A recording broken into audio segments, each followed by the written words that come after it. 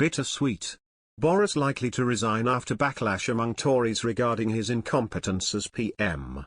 A majority of Conservative voters at the last general election want Boris Johnson replaced as party leader and Prime Minister next year, a new poll has found.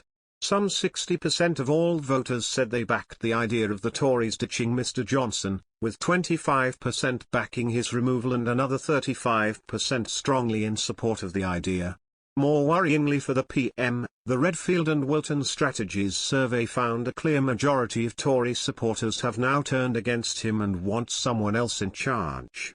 Some 53% of Tory voters from the 2019 election victory want him ousted, according to the poll.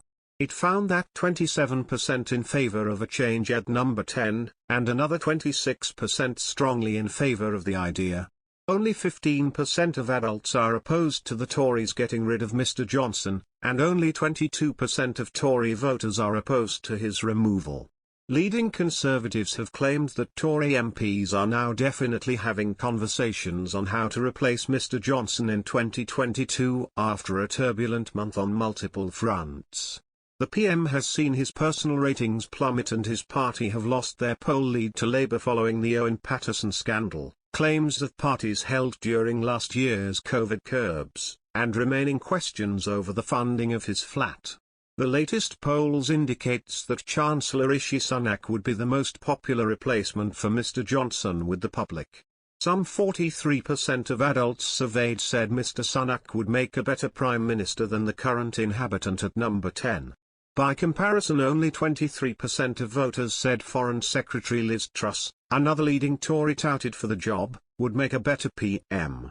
However, according to regular Conservative home surveys, Ms. Truss remains the most popular cabinet member among Tory supporters.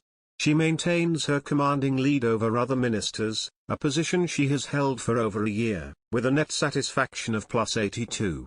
Mr. Johnson's opponents in the party would have to gather 55 signatures required for the powerful 1922 committee of backbenchers to initiate a vote of no confidence in his leadership.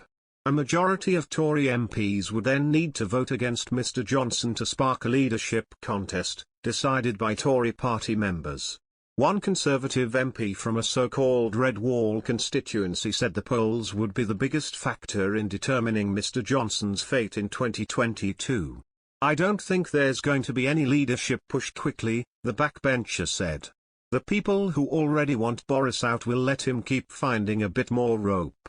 It's bad poll numbers that will rattle a wider group." The latest YouGov poll found that 71% believed Mr. Johnson was doing badly in his job. Approval ratings are now similar to those faced by Theresa May in the week before she was forced to resign. Mr. Johnson and his wife Carrie were pictured on a sofa at Chequers, the Prime Minister's official country residence, speaking to NHS vaccination heroes on Christmas Day. Tory MPs calling on Boris Johnson to get a grip of a Downing Street machine that has looked chaotic in recent weeks should be aware of a telling incident. Mr. Johnson had caused a furore by performing one of his trademark political stunts, departing from a pre-prepared speech and ad-libbing. The audience lapped it up. But, while he may have received a standing ovation, Mr. Johnson made a hash of the policy he was supposed to be announcing.